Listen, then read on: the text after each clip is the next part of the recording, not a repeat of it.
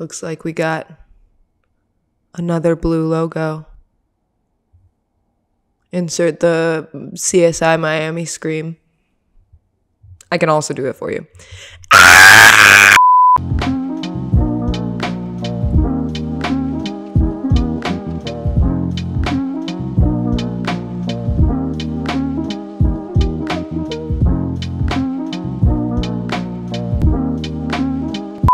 Welcome back to me having opinions about things. It's me having opinions about things. This is my first reporting research video in 4 weeks, 5 weeks, a month.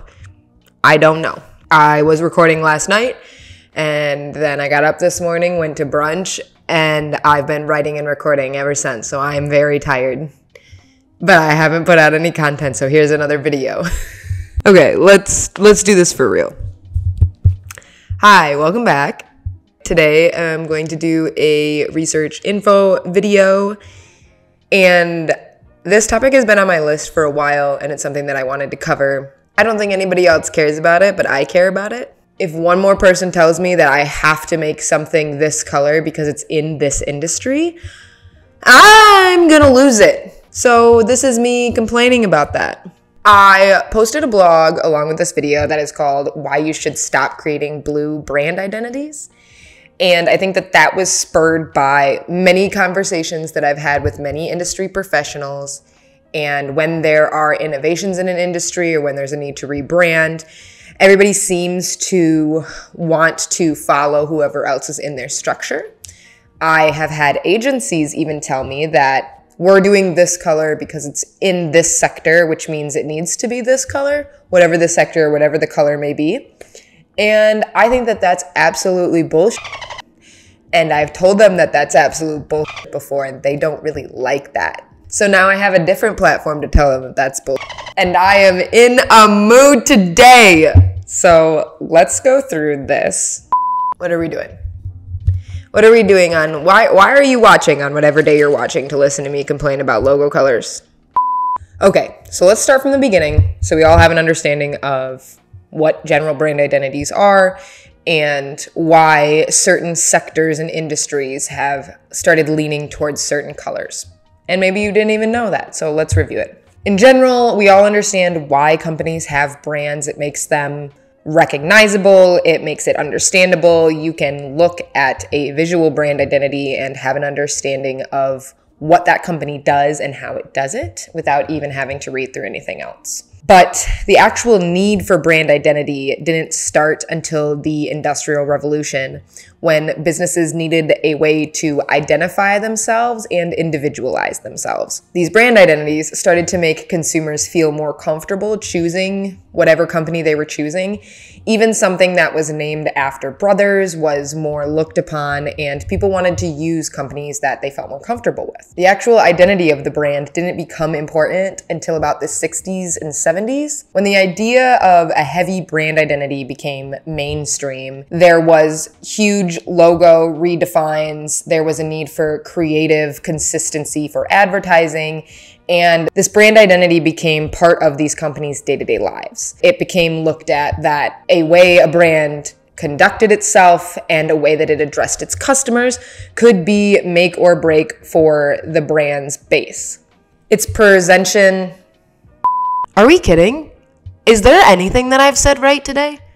Its presentation of itself to the world became more important as consumers started having more options and more of a need to feel like their brand represented them and what they were buying and what they were supporting. So with all of this happening in the 60s and 70s, fast forward to 2021, and there is not a brand that this isn't at the front face of what they feel like they're attacking as their customer base wise. Everything is so insanely visual and digital that it is so important to be able to represent what your company is and what your company does in a very quick and efficient, digestible way. Short history of brand identity and why it's important. I think just continuously gaining importance, and it's something that a lot of agencies have tried to perfect in their also need for their own customer base. So if we move on to a section understood as brands and color theory, we can talk about why color theory is important. We can talk about some of the best artists to ever use it. It can define shadows and lights and make your customer or even your viewer, if you're a designer or an artist, feel a certain way about the piece that you've presented to them.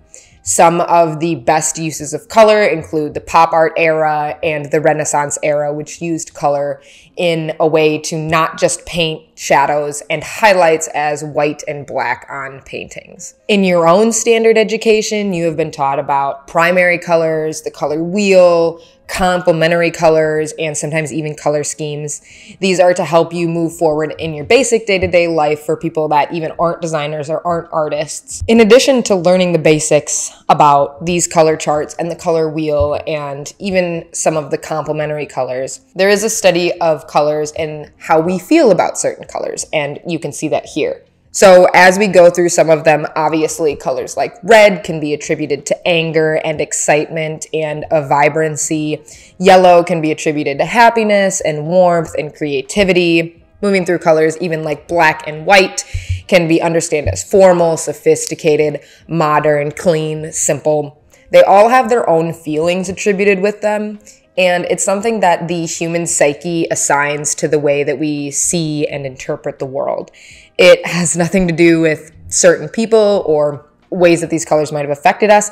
It just has everything to do with a general understanding of the way the brain takes in information and applies information.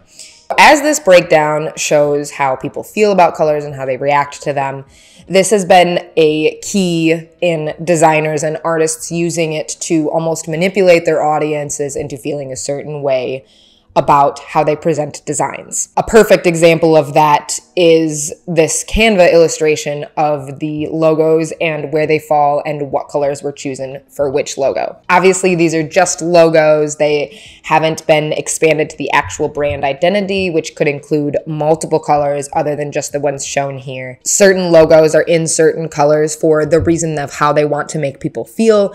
So as you can see here, there's Animal Planet, Tropicana, John Deere, all in like the outdoor green category. I can think of some other brands just off the top of my head. I know REI uses green a lot. I know Patagonia has some green in it. That kind of like outdoor area is where you can find the green colors. Colors like yellow to make you feel inspired and happy, and even creative. McDonald's is a big user of the yellow for that happy, light atmosphere.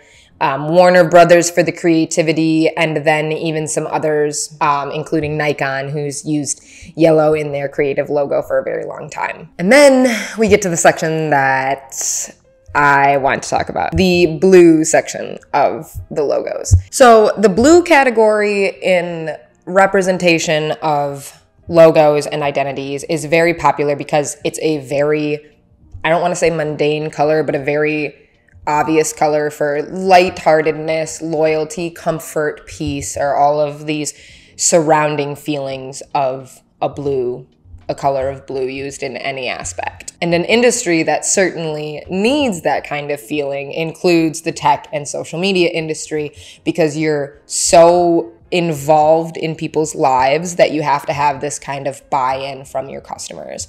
We can show the logos. This is what I use in my blog to talk about the amount of blue logos that are involved in tech. Just to name some off the top of my head, even just social media, I can't think other than Instagram of a social media that's not blue. I mean, running down the tech and social media, you have HP, Facebook, Twitter, IBM, and they just make up so much of this blue category.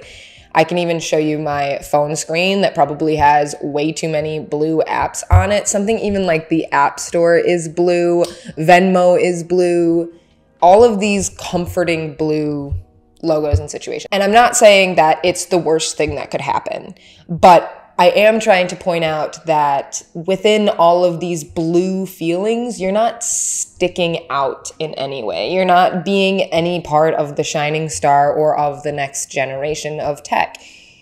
And I think that gets to the point where you get to this brands and color dependence that I don't know why anybody would want to have in their industry. This is something that has been what I feel a crutch to creatives and agencies for a while now. And their use and look to use only a color in a certain industry has greatly hindered that industry from pushing past the boundaries or being more creative or innovative for their clients in any type of way. To note again there's 15 logos on here and 13 of them are tech companies.